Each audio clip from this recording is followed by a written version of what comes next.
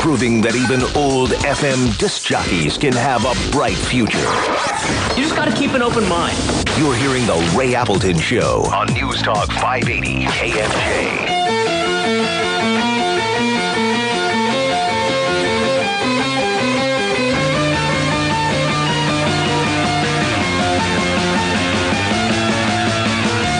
I told you this gentleman was going to be calling us this afternoon, and he's on spot, on time. In the 25 years I've been doing this show, I think this is going to be one of the more enlightening segments that I've done. And I can say that, whether it is or it isn't, because it's my show. Lord Christopher Monckton is the world's leading man-made climate change skeptic. He is the principal speaker for our side that believes most of it, if not all of it, is bogus. Lord Monckton is a former policy advisor to the Iron Lady, Margaret Thatcher, one of my favorite people that ever lived.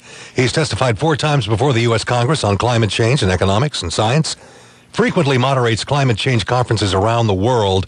There's so much I can tell you about this man, but most interesting, yesterday, he spoke to the California legislature. And Lord Monckton, great to have you. Welcome to KMJ. Ray, it's a real pleasure to be with you. Oh, it's my extreme pleasure, sir. Been a follower of yours for a long time now, Just getting back to what you did yesterday in Sacramento, is it true that only one Democrat showed up? That's right. Senator Wright came and was very kindly addressed us for 15 or 20 minutes. And it's quite clear that he, as a genuine working class guy from the middle of Los Angeles, brought up on the streets, having to learn how to fight or run or both.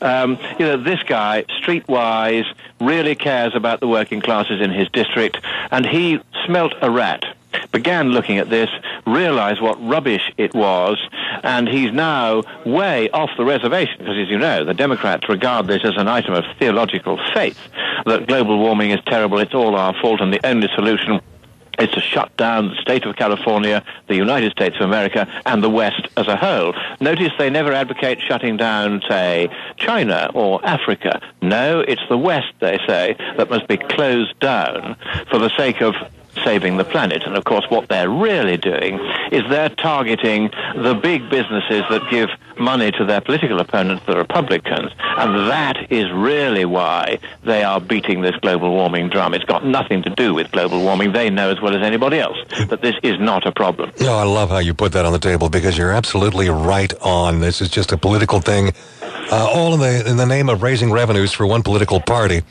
You spoke on cap and trade yesterday up in Sacramento, correct?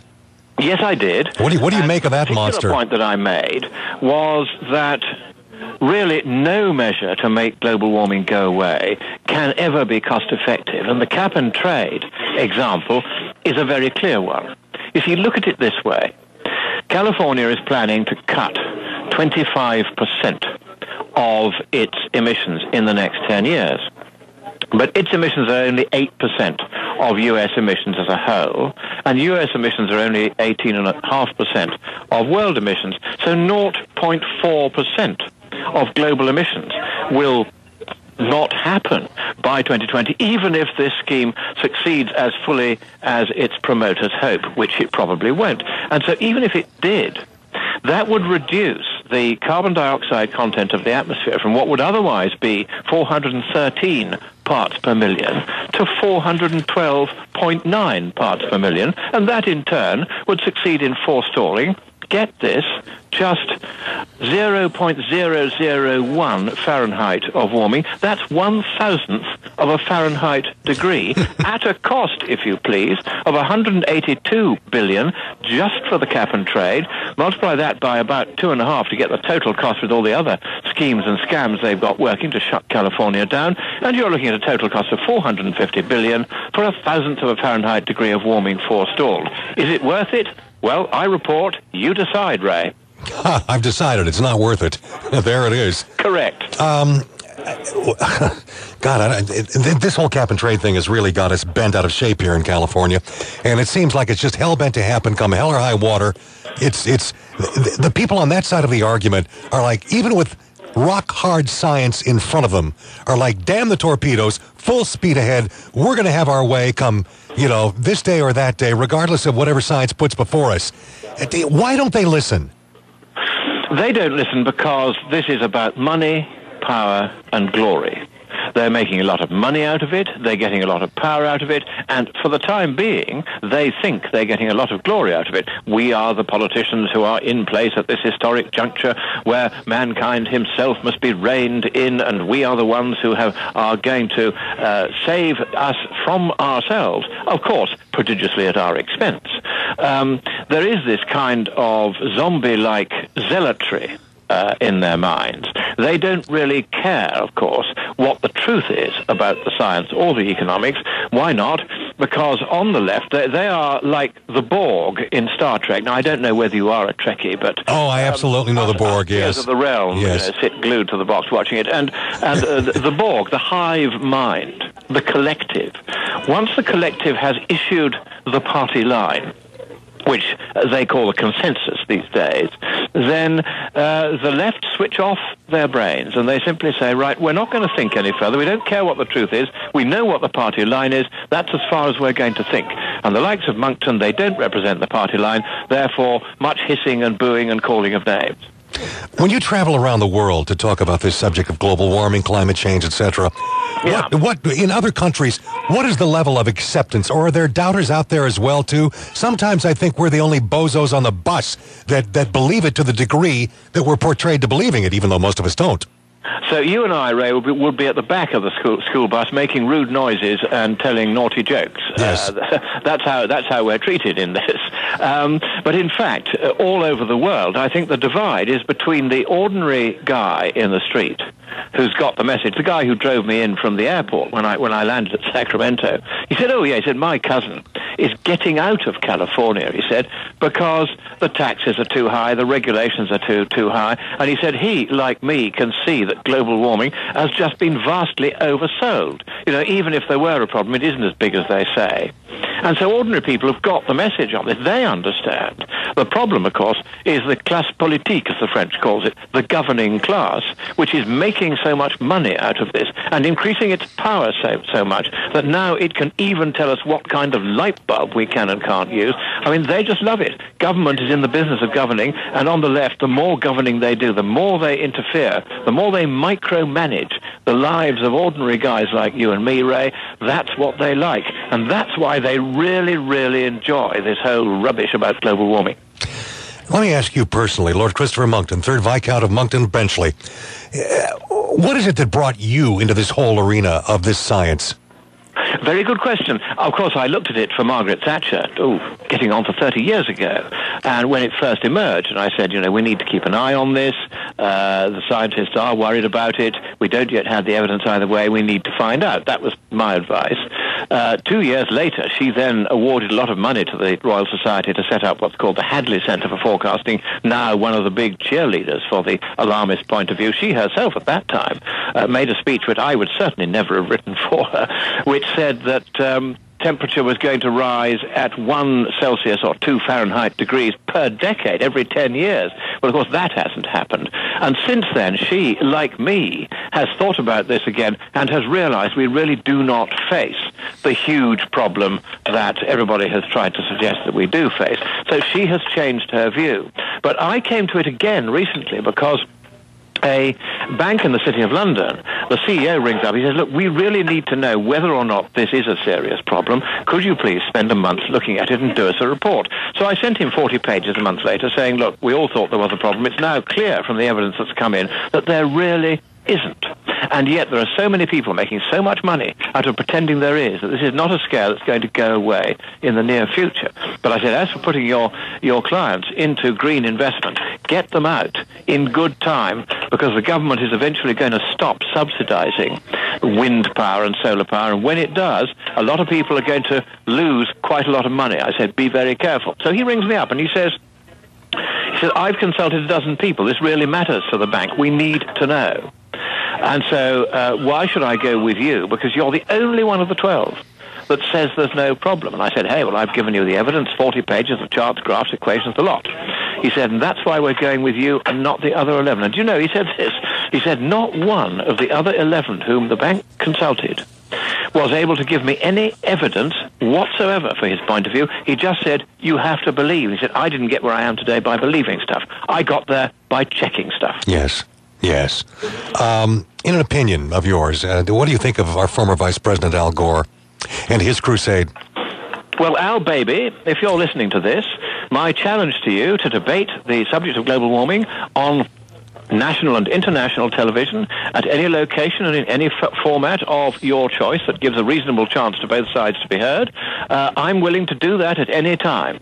I sent you a challenge engrossed on parchment with my sign and seal on it, delivered by hand to your energy-guzzling house in Tennessee. This was in 2007. Here we are, Al, baby, 5 years later. I am still waiting for your reply. Can it be that you're trying to run away? Well, listen to this, Al, baby. You can run, but you can't hide. I'm coming to get you. So you haven't heard from the Vice President yet, as I take it. Did you ever see his movie that won all these accolades in this part of the world? Ah, indeed I did. You mean his mawkish sci-fi comedy horror movie? Yes, I did see it. And indeed, I was one of those who took him to court in London in 2007 to identify 9 very serious errors in that movie. And the judge said that unless 77 pages of corrective guidance were sent round to every school in England and Wales, the film must not be distributed or shown to innocent and vulnerable schoolchildren. And that really was the end of Al Gore. The judgment was beautifully timed in its delivery. It was just 2 days before Al Gore got his Mickey Mouse Nobel Prize. It's now very clear that people largely are not listening to him anymore. It's clear he exaggerated. He was trying to say that sea level was going to rise, for instance, imminently at a rate of 20 feet, and that whole cities were going to be washed away. Cities like San Francisco, where, while he was making the film, he had just bought a condo feet from the ocean at Fisherman's Wharf.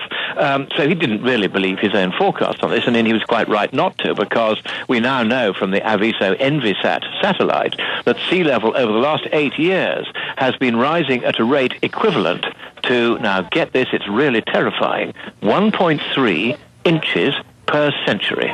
Oh, that is terrifying, yes. Lord Monckton, what is the single biggest myth out there that needs to be debunked, the biggest one? I think the biggest one is that we can do anything whatsoever to change the climate. The fact is we can't. We're too small, we're too puny. And the idea that, like King Canute, we can stretch out our hand across the ocean and stop the sea from rising is just so much rodomontade. It has no place. We're just being vain if we think we can do that. We've got to be more humble, realize that we will have a very small influence in the shape of a little bit of warmer weather if you add carbon dioxide to the atmosphere. That can be expected, but nothing like as much as they say. The main thing is they've exaggerated beyond all reason.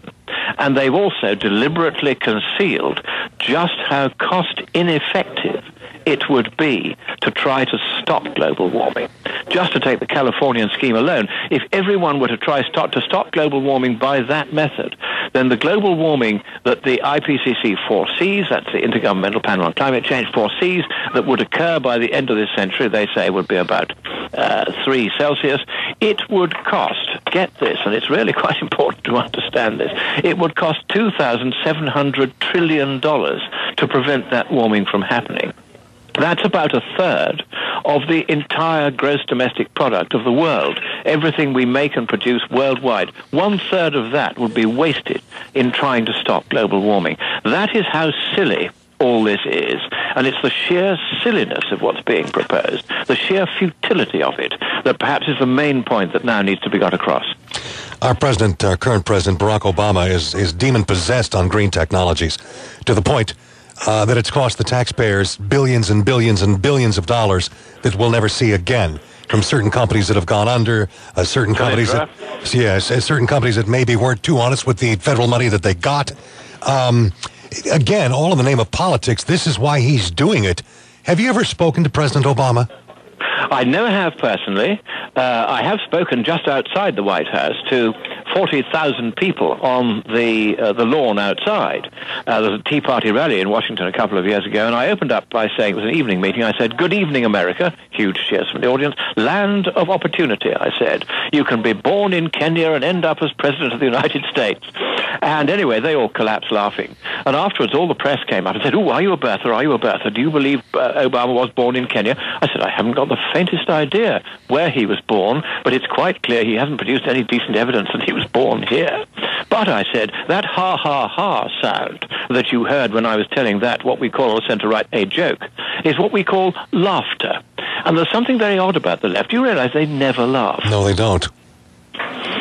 We experience that here all the time, and when they're pushed against the wall and they do not have facts to fall back on, they go strictly emotional. They go strictly name calling. It is really in 25 years of doing this program, I've not seen it so amplified as I have lately.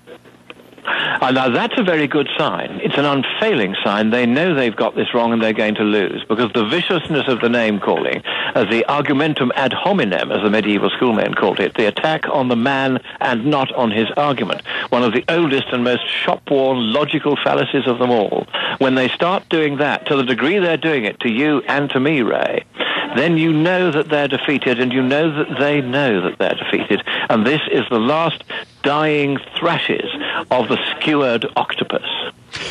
Looking at some of these green technologies that the president's pushing, and this is a bit off, the control of the climate, etc., but still it's all in the same bag. The United States, we like to call ourselves a leader on this and the innovator of that. And unfortunately, through taxation, regulation, and environmentalism, we've chased most of that away. But should this country spend so much money on alternative technologies? Do they exist? Will they exist? Or should we just sit back and fall on our own resources, enjoy them, use them, and do the best we can with what we have? 2 words in answer to that: free market. You can leave it to the market to decide whether and when alternative technologies are profitable and successful. You do not need governments to try to pick winners. Look at the disasters of Obama's administration. Just take Solyndra as one example of many. They're all going belly up, one after the other. You look at the windmills at Altamont Pass, California. Eagle blenders is what they call them locally. They're just chewing up all the eagles, all the kites, all the rare birds, thousands upon thousands of them being killed. And is this paying its way? If it were, it wouldn't need subsidy. If it has to be subsidized, it oughtn't to be done. It's as simple as that. These windmills should be banned, in my view. They are environmentally disastrous. They have no place. When you think of the trouble that is taken here in California, for instance, to divert millions of acre-feet of water straight into the ocean that used to come onto farmers' farmland because some little fish might get hurt going through the pumping systems. Well, of course, it would be much cheaper and more sensible to redesign the pumping systems, but no, the regulators don't care about that. What they want to do is to shut America down. So they divert all the water to the ocean. And yet, when it comes to these bird blenders at the Altamont Pass, do they come along and say those will be closed down because of the birds we know are being killed rather than the fish we imagine were being killed in the water system? No, they don't care, because the left want these windmills to destroy the countryside and destroy the economy of America. And unfortunately, they have as allies in this sinister organizations like the California Air Resources Board and the Federal Environmental Protection Agency, both of which should, in my view, be closed down and every single member of their staff debarred forever from holding any public office ever again. Bravo. Listen, with climate change, relying on a lot of faulty and fraudulent science, bringing it down to domestic terra firma, when it comes to things like oil drilling, the pursuit of natural gas, it seems to me that we're getting the same distortions from the left based on faulty and fraudulent science. Would you agree? Well, of course, on that you're entirely correct, because the storyline on the left had been we were going to soon reach peak fossil fuels, and therefore it was responsible to shut down the West straight away, because otherwise, we'd all run out of everything. But in fact, huge discoveries of oil have been made just over the last 5 or 6 years. So that the reserves of oil are as large today as they were in 1973 during the first oil crisis. That's how much is being found. Some of the old oil wells in Russia are filling up again as the oil spreads from other parts of the reserve and comes back into the reservoirs. So there's no shortage of oil. You've had a moratorium here in California, effectively, on offshore drilling almost everywhere in California for 40 years. Why? This is a self-inflicted wound. Here is a state whose legislators, I watched them in the legislature this morning. They live a lavish lifestyle, and yet their state struggles. All the wagons are rolling eastward now as Intel and Toyota and Apple and other huge countries get out and go somewhere else. Indeed, every high net worth individual and every corporation with any get up and go is getting up and going. Why? Because of these obsessive over-regulations and over-taxations. And it's time now to sweep all this nonsense away, to realize that none of this is doing any good for the environment. Indeed, the measures they're now taking, like windmills, are causing active harm to the environment. Give me one example. Every one of these windmills you see rusting away in a corner somewhere has 1 ton of a rare earth called neodymium in its magnet in the engine. And that neodymium is got out of China by a process of using acid on the ore, which destroys thousands of square miles of the water table. Oh, wow. That's doing far more damage than any of the fracking to find natural gas is concerned. And we've now, as I said, the really biggest find recently has been huge reserves of natural gas all over the world, which are now reachable in a way that they weren't before by this technique called hydraulic fracturing of the rock strata, often a mile below us. And what you do is you pump a material down in there which is composed mostly of ordinary water and sand and a couple of very, very tiny trace chemicals. This is not going to do any harm to anyone. Of course, the left are pretending that fracking is dangerous and it's all terrible because they are desperate to shut the economies of the free West down. And they're absolutely furious that just at the moment when they thought they'd got a decent economic argument, now that the scientific argument on global warming is collapsing, now that one has spun away from them as well because of the huge new reserves of oil and especially of shale gas, which are now available worldwide. We can now use fossil-fueled electricity all over the world for thousands of years without running out. And they know it, and they're absolutely determined, if they can, to wreck our economies, destroy our jobs, close our country down, and we mustn't let them get away with it. No. In closing with you, sir, and take as much time as you want, I want you to take California to class. There's about 2/3 of the state listening right now, so that's more than 1 or 2 people. How do we save ourselves from ourselves on what we were just talking about on the pursuit of our natural resources, all of this bogus science about global change? I'll say it again, how do we save ourselves from ourselves? Well, the great thing is that unlike the United Kingdom, you are still a democracy here in the United States, and even in California. I must say, having looked at how your legislature behaved this morning, where the majority faction, I shall not name the party, but I suppose you all know which it is, voted in a bill to enact your budget. And all it said is, this is the bill to enact the budget. And nothing else. Thousands of blank pages. There is no text. There is no detail of what is actually in the budget, what's going to be spent. And I watched as the minority party, which I shall not name, but you know who they are, got up and made several sensible speeches. Shannon Grove was one of them from Bakersfield, whom I'm with as we do this interview at the moment. She's been my kind host here for the last few days. And she got up and said, what is going on here? We are being asked to vote upon a bill whose contents we have not been allowed to see. Whatever else that is, it isn't democracy. And there's a real problem with the political left now, that they do not understand that democracy is what your founding fathers intended us to have. And that under your Constitution, the idea of any legislator voting upon a bill whose terms had not been put in front of him would have been unthinkable. Neither party, when the Congress was first established, would have dreamt of behaving in that way. And yet both in the National Congress and, I was sorry to see, in your Legislative Assembly here, these are the games that are being played by the political left. So I'm afraid my answer to you is a very simple one in 3 words: vote them out. Oh, if only the day would occur so soon. Lord Monckton, this has indeed been one of my greatest pleasures to talk to you for a bit. I thank you for sharing your precious time, and I hope one day we can have this conversation again. Well, Ray, it's been a joy to take part in this program with you. I do hope that people will realize that the future is not as grim as the left paint it.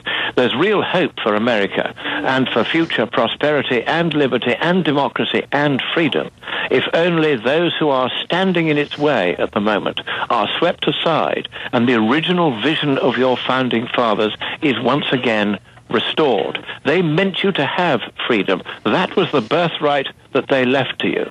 So I say to you, go out there with courage and claim your inheritance, and God bless America. Thank you, sir, for joining us.